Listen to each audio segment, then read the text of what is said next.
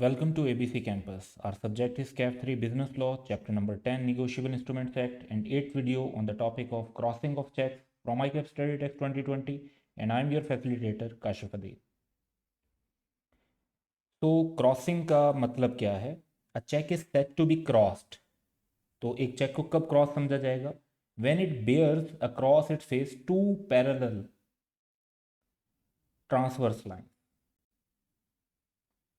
ऐसे line, which are usually drawn on the left hand top corner of the check.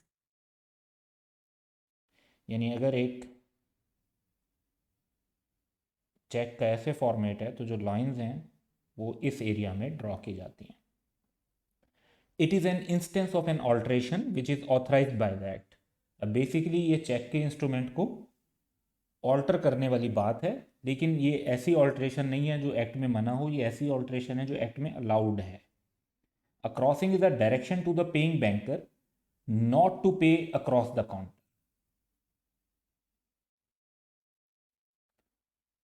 ये सबसे important बात है. तो क्रॉसिंग का मकसद ये होता है कि नॉर्मली तो अगर आपको एक बेरर चेक दे दिया जाए और वो क्रॉसिंग ना हुई भी हो उसकी, तो आप वो चेक लेकर जाएं बैंक के काउंटर पे, रेलिवेंट बैंक के काउंटर पे, और वहाँ से पैसे ले लें. तो आपको वो चेक देखेंगे, उसको चेक करेंगे, उसके बाद आपको पेमेंट कर देंगे. लेकिन कल को फिर अगर ये साबित करना पड़ जाए कि वाकई पेमेंट आपने ली थी या नहीं ली थी, तो वो थोड़ा मुश्किल हो जाएगा कि जी बैंक से रिकॉर्ड निकलवाया जाए, फिर कैसे CCTV से देखा जाए, फिर कोई भी शख्स जाके ला सकता है, तो आपने जिसको पेमेंट की थी उसमें थोड़ा प्रॉब्लम आता है. तो क्रॉसिंग ऑफ चेक्स का ये एडवांटेज होता है कि कोई भी शख्स जाकर जो है वो काउंटर पे पैसे नहीं ले सकता, बल्कि वो क्या करता है कि जिस भी बैंक में उसका अकाउंट होता है, सेम बैंक में हो या डिफरेंट बैंक में हो, तो वो उस बैंक में जाकर वो चेक जमा करवाएगा. फॉर एग्जांपल हमने किसी को पेमेंट करनी थी, हमने उसको एक क्रॉसिंग वाला चेक दिया. अब क्रॉसिंग वाले चेक में वो बैंक के काउंटर से पेमेंट नहीं लेगा, वो जाकर अपने बैंक अकाउंट में, सेम बैंक में है या डिफरेंट बैंक में, वहाँ जमा करवाएगा. अगर वो सेम बैंक भी है या डिफरेंट ब्रांच है या डिफरेंट बैंक है, तो उसकी क्लियरिंग होगी, यानी फिर बैंक हमारे वाले बैंक से पैसे ले लेगा और उसके अकाउंट में उस पैसे को क्रेडिट कर देगा. बाद में अगर उसको वो पैसे निकलवाने हैं तो वो खुद एक बेयरर चेक अपने अकाउंट से करके भी पैसे निकलवा सकता है, ATM वगैरह से भी पैसे निकलवा सकता है, और भी इंटरनेट बैंकिंग से भी यूज़ कर सकता है. हमारे पास फिर एक एविडेंस मौजूद होगा हमारे बैंक स्टेटमेंट के थ्रू और बैंक के रिकॉर्ड के थ्रू कि हमारे अकाउंट से जो पैसे पे हुए थे वो इस पर्सन के अकाउंट में गए थे. तो कई जगह पर जैसे टैक्सेशन का लॉ है, वहाँ पे भी कई जगह पर ये शरायत है कि अगर आपने एक टैक्स में एक्सपेंस क्लेम करना है तो उसकी पेमेंट जो है वो क्रॉस चेक के थ्रू हुई भी हो. तो कई जगह पर ये लीगल रिक्वायरमेंट भी है कि क्रॉस चेक के थ्रू पेमेंट करनी है आपने. तो क्रॉसिंग जो है वो एक इम्पॉर्टेंट एलिमेंट है, और जहाँ पर लीगल रिक्वायरमेंट है वहाँ तो करना ही पड़ता है. उसके अलावा भी ये एक ज़्यादा सूटेबल मेथड है बिजनेस में पेमेंट करने का, क्योंकि इससे एक ट्रैक रिकॉर्ड मेंटेन रहता है. So the purpose of crossing is to direct the dry banker to pay the amount of the check only to a banker, so that party who received the payment can easily be traced. तो payment जो है वो किसी person को नहीं की जाती, एक बैंक को की जाती है. और उस बैंक के पास उस क्योंकि पर्सन का अकाउंट होता है, तो वो जिस अकाउंट में के थ्रू पेमेंट होती है तो वो सारा रिकॉर्ड फिर मेंटेन हो जाता है. जी, क्रॉसिंग की जो टाइप्स हैं उसमें सबसे पहले जनरल क्रॉसिंग है. और जनरल क्रॉसिंग में ये होता है कि टू लाइंस होंगी और उनके अंदर जो है एंड कंपनी का वर्ड मेंशन किया जा सकता है, या इसकी कोई एब्रीवेशन भी मेंशन की जा सकती है. तो जस्ट टू ब्लैंक लाइंस लगा दें तो वो भी जनरल क्रॉसिंग है. टू लाइंस लगाकर उनके अंदर एंड कंपनी लिख दें या एंड को लिख दें तो वो भी जनरल क्रॉसिंग है. अब जनरल क्रॉसिंग का इम्पैक्ट ये होता है कि जो चेक की पेमेंट है वो सिर्फ बैंकर के थ्रू होती है और उसके अलावा नहीं होती. बट इसमें वंस अगेन एक थोड़ा सी रिस्ट्रिक्शन ये होती है कि अगर एक शख्स का बैंक में अकाउंट नहीं भी है तो उसको पेमेंट जो है वो किसी भी नाम से हो सकती है. यानी आपको अगर किसी को चेक देते हैं लाइंस लगाकर, तो पेमेंट जो है वो ट्रेसेबल तो होगी लेकिन स्पेसिफिक पर्सन को नहीं होती. तो जनरल क्रॉसिंग के अंदर जो पेमेंट है वो एक स्पेसिफिक पर्सन को नहीं हो रही, लेकिन जहाँ भी पेमेंट होगी किसी ना किसी के बैंक अकाउंट में होगी. तो अगर आप किसी को जनरल क्रॉसिंग करके देते हैं तो वो अली भी पैसे ले सकता है, वो अहमद भी ले सकता है, वो असलम भी ले सकता है, लेकिन उनको इनमें से कोई भी ले तो वो लेगा अपने बैंक अकाउंट के थ्रू। स्पेशल क्रॉसिंग तब होती है जब name of the banker mention कर दिया जाए और पैरेलल लाइंस इसमें फिर ज़रूरी नहीं है।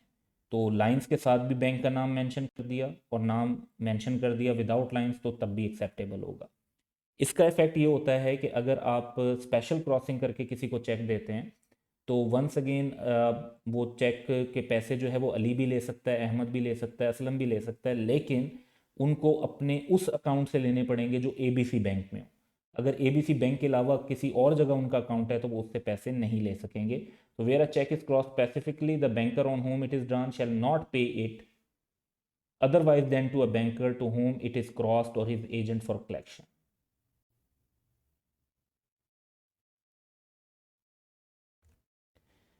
तीसरी जो रिस्ट्रिक्टिव क्रॉसिंग है, तो रिस्ट्रिक्टिव क्रॉसिंग में जो है ये होता है कि जनरल क्रॉसिंग के साथ वर्ड अकाउंट पे या अकाउंट पे ओनली किए जाते हैं जैसे यहाँ पर मेंशन है। और ये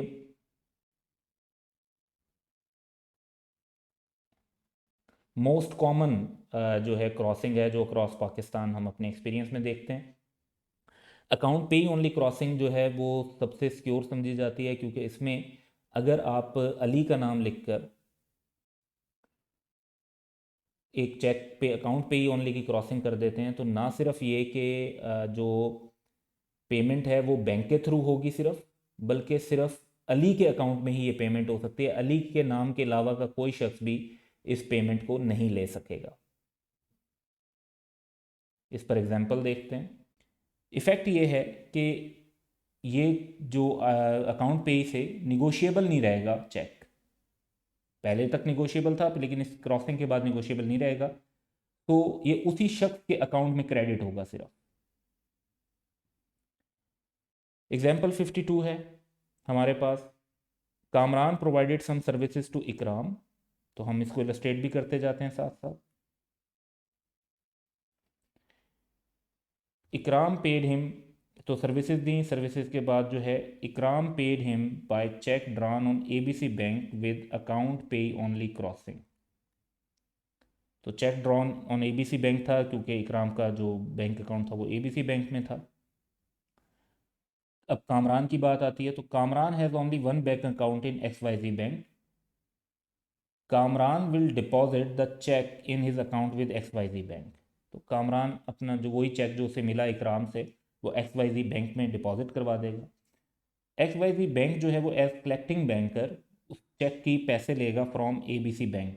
जो एक्स वाई जी बैंक है ये कलेक्टिंग बैंकर कंसीडर होगा और ए बी सी बैंक जो है ये पेइंग बैंकर कंसीडर होगा। तो इससे पैसे ले लेगा। उसके बाद एक्स वाई जी बैंक के पास ये पैसे कामरान के अकाउंट में आ जाएंगे जहाँ से कामरान जिसको चाहे ट्रांसफ़र करे या उसको अमाउंट को विड्रॉ करना चाहे तो वो भी कर सकता है। तो पैसे फिर एक्स वाई जी बैंक की तरफ आएंगे और जाहिर बात है इकराम ने ए बी सी बैंक में डिपॉजिट करवाए थे, A B C bank X Y Z bank को देगा, एक्स वाई जी बैंक जो है वो कामरान को देगा। और ट्रैक रिकॉर्ड क्योंकि बैंक्स इन्वॉल्व होंगे तो ट्रैक रिकॉर्ड भी प्रॉपरली मेंटेन हो रहा होगा। Not negotiable crossing. अच्छा, नॉट निगोशिएबल क्रॉसिंग जो है ये वैसे तो इसका लफ्ज़ी मतलब निगोशिएबल का मतलब होता है ट्रांसफरेबल बाय डिलीवरी, लेकिन इंटरेस्टिंगली इन वर्ड से फर्दर ट्रांसफरेबिलिटी ऑफ चेक जो है वो रिस्ट्रिक्ट नहीं होती, लेकिन ये सिर्फ जो है मेन फीचर ऑफ निगोशिएबिलिटी जो है वो टेक अवे कर लेता है।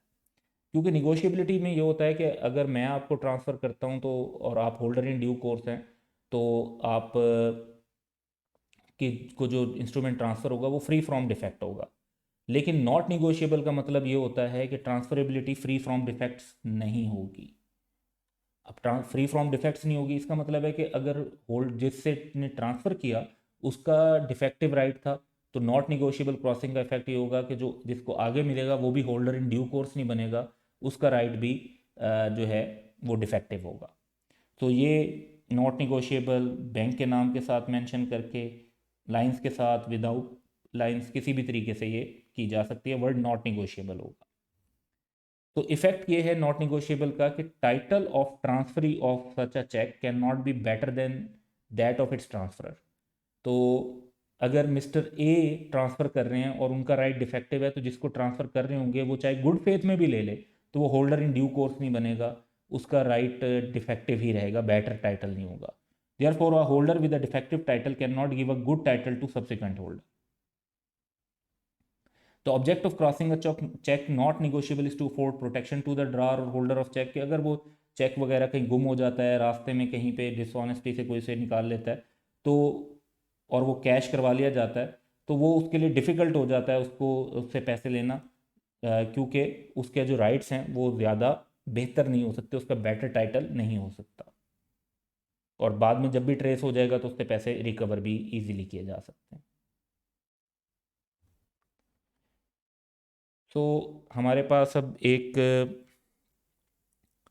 पास्ट एग्जाम है कि under the provision of negotiable instrument act discuss the effect of the word not negotiable on a cheque cross specially. Cheque cross specially है यानी बैंक का नाम भी मेंशन है और नॉट निगोशिएबल भी मेंशन है।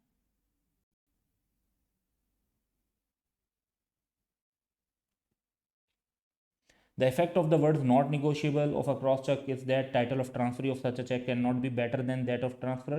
Addition of the words not negotiable does not restrict the further transferability.